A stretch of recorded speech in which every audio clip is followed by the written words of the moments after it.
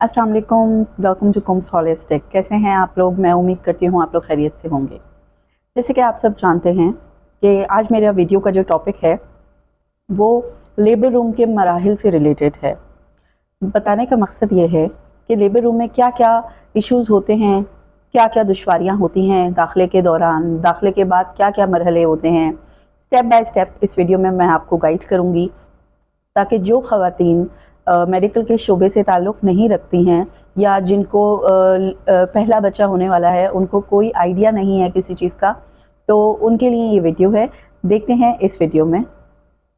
सबसे पहले जैसे कि आप सब जानते हैं कि एक फ़ीमेल जब किसी वजह से प्रेग्नेंट होने के बाद किस वजह से पहली बार हॉस्पिटल में आती है। सबसे पहले अगर वो फर्स्ट टाइम प्रेग्नेंट हो रही है तो उसको पता ही नहीं होता कि मैं प्रेग्नेंट हूँ भी या नहीं। वो एक इज़्तिराब का शिकार होती है, एक कंफ्यूजिंग स्टेट में होती है। तो इस वक्त इसका पहला जो एक एक्सपोजर होता है हॉस्पिटल के साथ, वो उस वक्त होता है जबकि उसकी तबीयत ख़राब होने लगती है, या तो उसको चक्कर आने शुरू हो जाते हैं, या उसको बहुत ज़्यादा नींद आ रही होती है, या फिर उसको बहुत ज़्यादा जो है वो कमज़ोरी महसूस हो रही होती है। ये तमाम तर जो चीज़ें हैं, या फिर उसके पीरियड्स मिस हो जाते हैं। ये तमाम तर वो चीज़ें हैं जो कि बेसिक चीज़ें हैं जिसकी वजह से ये तमाम तर वो चीज़ें हैं जिनकी वजह से एक female patient first time pregnant होने के बाद हॉस्पिटल का दौरा करती है। पहले तो वो एक कंफ्यूजिंग स्टेट में होती है, उसको नहीं पता होता कि मुझे इस चीज़ के लिए अस्पताल जाना भी चाहिए या नहीं। अब जब वो अस्पताल आ रही होती है तो उसके जहन में बहुत सारी बातें डाल दी जाती हैं। उसके जहन में ये डाल दिया जाता है कि अब जो है वो तुम पर बहुत ज़्यादा प्रेशर है, हो सकता है कि तुम प्रेग्नेंट हो सकता है कि तुम प्रेग्नेंट ना भी हो, लेकिन मोस्ट प्रोबेबली ज़्यादातर जो आगे पीछे फीमेल्स होती हैं वो इस चीज़ को एनालाइज कर लेती हैं कि ये जो लड़की है शी इज़ ऑलरेडी प्रेग्नेंट। बहरहाल फॉर द कंफर्मेशन प्रोसेस वो हॉस्पिटल जाती है। वहाँ पे डॉक्टर उसको अच्छे से गाइड करता है कि आपने जो है ये टेस्ट करवा लीजिए। टेस्ट अगर पॉजिटिव आ जाएगा मीन्स आप प्रेग्नेंट हैं, ठीक है। वो टेस्ट करवा के ले आती है, टेस्ट पॉजिटिव आ जाता है। उसके बाद डॉक्टर उनको कुछ बेसिक मेडिसिन देती हैं। बेसिक मेडिसिन में उनकी मल्टीविटामिन्स होती हैं, उनके कुछ आयरन की मेडिसिन होती हैं, और कुछ एहतियाती तदाबीर होती हैं जो यूजुअली फर्स्ट टाइम प्रेग्नेंट होने वाली पेशेंट को बता दी जाती हैं। जब वो पेशेंट को ये सारी नॉलेज मिल जाती है तो वो इसी नॉलेज के साथ एक मतलब अपने घर जाती है, और फिर वो उनको अपनी लाइफ में अप्लाई करना शुरू कर देती है। लेकिन क्योंकि उस वक्त उसकी कैफियत ऐसी होती है कि उसको बहुत ज़्यादा नींद आ रही होती है, वो बहुत ज़्यादा फटीग फील कर रही होती है, और वो बहुत ज़्यादा वीकनेस फील कर रही होती है दवाइयाँ खाने के बावजूद। फिर आगे पीछे के जो सारे कमेंट्स होते हैं वो भी वो सुन रही होती है, तो वो एक राय कायम कर लेती है। अब सवाल ये है कि वो क्या राय कायम करती है। देखिए, राय ऐसी कायम हो जाती है कि उसको ऐसा लगता है कि ये जो मैं प्रेग्नेंट हो गई हूँ, अब ये मेरे ऊपर बहुत बड़ी जिम्मेदारी हो गई है। अब मैंने इस प्रेगनेंसी का ख्याल रखना है, मैंने बहुत एहतियात करना है। ठीक है, आपने एहतियात करना है, लेकिन आपने अपने आप को इतना प्रेशराइज नहीं करना कि आप अपनी प्रेगनेंसी को होल्ड ही नहीं कर पाएँ। अक्सर लड़कियाँ उस स्टेज में आके स्ट्रेस की वजह से अबॉर्ट कर जाती हैं। अक्सर लड़कियाँ मैल न्यूट्रिशन की वजह से अबॉर्ट कर जाती हैं।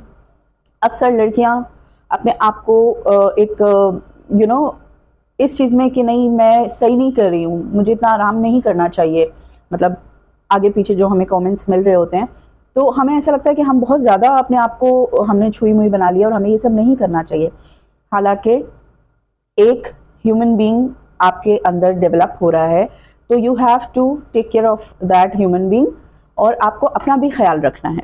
सिर्फ उस ह्यूमन बीइंग का नहीं, आपने अपना भी ख्याल रखना है, अपनी सेहत का भी ख्याल रखना है, अपनी फिज़िकल हेल्थ का भी ख्याल रखना है, मेंटल हेल्थ का भी ख्याल रखना है। तो बात दरअसल ये है कि पहले आपने अपना ख्याल रखना है। जब तक आप अपना ख्याल नहीं रखेंगे, आप उसका भी ख्याल नहीं रख सकती हैं, ठीक है। बाकी ये भी जहन में रखना है कि now you are not in a normal state. अब आपकी स्टेट चेंज हो चुकी है, अब आप एक स्पेशल स्टेज में आ गई हैं, ठीक है। अच्छा, अब क्या होता है, पहला विजिट हो गया हॉस्पिटल का, अब दूसरे विजिट तक पेशेंट जो है उसके कुछ ना कुछ इश्यूज होने शुरू हो जाते हैं। जैसे अक्सर नॉर्मली पेशेंट्स जो आ रहे होते हैं वो इस कंप्लेन के साथ आ रही होती हैं कि मेरे लो तो इनका दूसरा विजिट जो होता है वो ये होता है कि मेरे लोअर एब्डोमिनल में बहुत ज़्यादा पेन है और हर वक्त दर्द रहता है, और मैं हर वक्त थका हुआ महसूस करती हूँ, मुझे बहुत ज़्यादा कमज़ोरी हो गई है। तो लेट मी टेल यू कि ये जो सिम्टम्स हैं ये बिल्कुल नॉर्मल हैं। ये बेसिक सिम्टम्स हैं प्रेगनेंसी के जो आपको होते हैं। आपके लोअर एब्डोमेन में पेन रहता है, और कुछ पेशेंट्स अक्सर लोअर एब्डोमिनल पेन की कंप्लेन कर रही होती हैं ये सोच के कि शायद हम बिल्कुल नॉर्मल जैसे आगे हमारा टाइम गुजरेगा और हमें कहीं पेन नहीं होगा। तो इसलिए मैं इमरजेंसी में, ओपीडी में पेशेंट्स को ये बहुत अच्छे से एक्सप्लेन करती हूँ कि देखें, आपको ये पेन अब रहेगा, ये आप कबूल कर लें। अगर आप इस चीज़ को कबूल नहीं करेंगी, हल्का फुल्का सा वज़न सा आपको महसूस होगा, जिसको आप दर्द का नाम दे रही हैं। देखिए, हमल नाम ही किस चीज़ का है? वज़न, ठीक है, बोझ। आप एक बोझ कैरी कर रही हैं, तो आप इस चीज़ की कंप्लेन कैसे कर सकती हैं कि ये दर्द दे रहा है मुझे या ये खिंचाव कर रहा है? देखिए, ये सारी चीज़ें नॉर्मल है। ये मैं इसलिए बता रही हूँ और बताती हूँ क्योंकि आप ये समझ जाएं और बार बार डॉक्टर के पास ना जाएं विद द सेम कंप्लेन। इससे क्या होगा? आपकी एनर्जी वेस्ट होगी, ठीक है, आपका पैसा भी बर्बाद होगा, और हर मर्तबा जब भी आप जाएंगे आपको पेन किलर्स दिए जाएंगे, लेकिन उसका फ़ायदा कुछ भी नहीं होगा। तो it's better to stay home और अपनी सेहत को खुद बरकरार रखने की कोशिश करें। तीसरी वजह क्या होती है कि मरीज़ इस वजह से आती है जबकि उसको ये जाना होता है कि मेरे दिल की धड़कन आई है बच्चे की, या मेरा बच्चा मूवमेंट कर रहा है या नहीं कर रहा, मुझे कुछ महसूस नहीं हो रहा। ये तमाम तर वजूहात होती हैं जिसकी वजह से वो चेकअप करवाने के लिए आती है कि मुझे पता चले कि अब क्या हो रहा है मेरी बॉडी के अंदर, या मेरा कितना टाइम है। तो ये तो इसका एक जेन्युइन रीज़न होता है हॉस्पिटल विजिट करने का, जिसमें डॉक्टर उसको गाइड कर देती हैं, अल्ट्रासाउंड करवा देती हैं और उसको ये गाइड कर देती हैं कि भाई कब तक कितनी हरकत होनी चाहिए, क्या चीज़ें हैं, हरकत ना हो तो आपको क्या करना चाहिए। फिर ऐसे 4th 5th इसके विजिट्स हो जाते हैं, ठीक है, बाज़-औक़ात 6th और 7th भी हो जाते हैं इस हवाले से। तो बहरहाल ये कुछ विजिट्स होते हैं बच्चे की पैदाइश से पहले। उसके बाद जो क्रूशल विजिट होता है वो बच्चे की पैदाइश से पहले वाला जो लास्ट विजिट होता है वो होता है।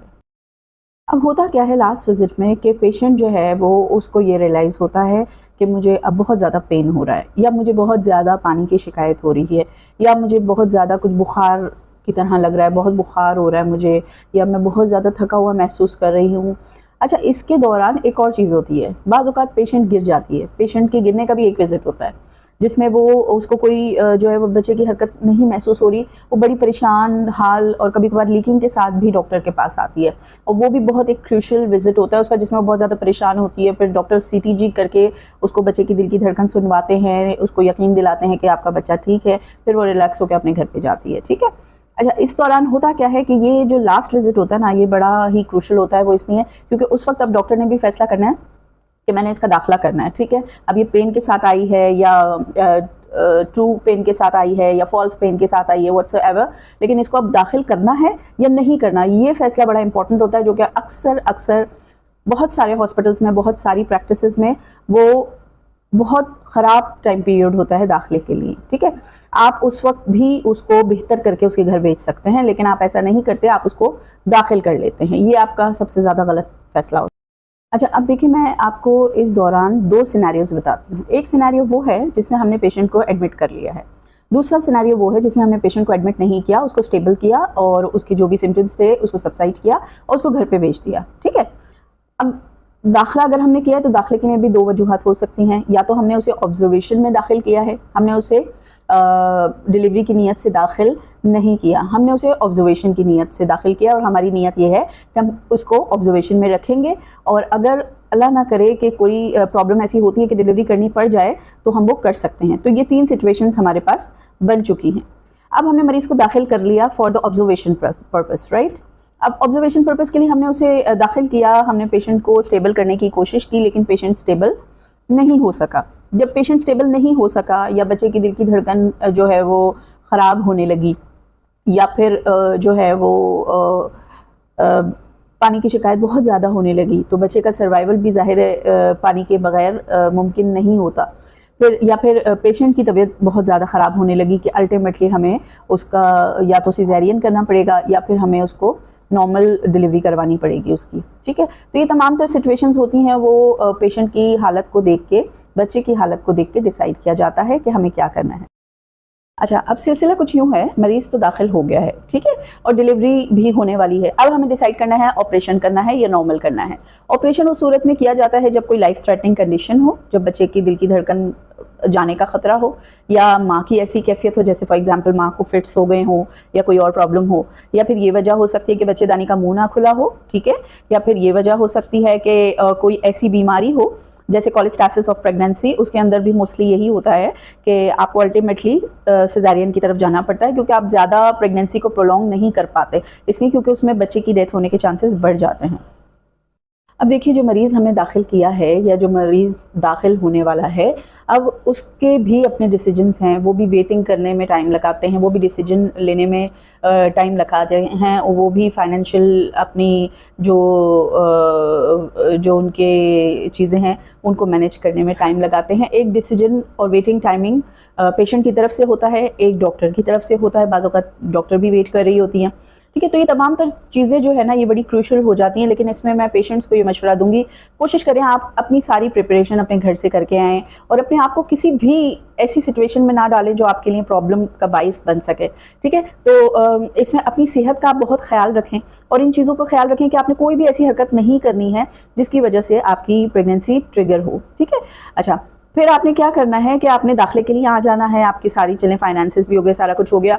अब आप जब आए हैं दाखिले के लिए, आपने यहाँ के रजिस्ट्रेशन करवानी है, फिर आपने सारे डॉक्यूमेंटेशन कंप्लीट करने हैं, फिर अगर आपको ब्लड की ज़रूरत है आपने ब्लड अरेंज करवाना है, उसके बाद आपने जो है वो सारी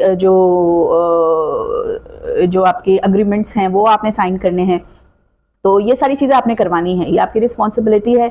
आपको कोई एक बंदा ऐसा अपने साथ रखना है जो रिस्पॉन्सिबल हो, जो बाकी लोगों के साथ कोऑर्डिनेट कर सके, ठीक है। तो ये तमाम तर चीज़ें हॉस्पिटल में ज़रूरी होती हैं। हॉस्पिटल में पैनिक ना हो, इसलिए पहले से अपनी चीज़ें आप तैयार करके लेकर आएँ, बच्चे की चीज़ें तैयार करके लेकर आएँ, और किसी ऐसे बंदे को साथ लेकर आएँ जिसको अस्पताल में रहने का, अस्पताल में आने जाने का तजुर्बा हो। जो पहले भी ये तो थी अभी तक की प्री डिलीवरी की चीज़ें, जो प्रेग्नेंट होने से लेकर डिलीवरी होने तक आपको क्या क्या चीज़ें फेस करनी पड़ती हैं, और इंशाल्लाह दूसरी वीडियो में मैं आपको बताऊंगी कि पोस्ट डिलीवरी आपको क्या क्या एहतियाती तदाबीर करनी चाहिए और किन किन चीज़ों का एहतियात करना चाहिए। रहिएगा मेरे साथ, मेरे चैनल को सब्सक्राइब करना मत भूलिए।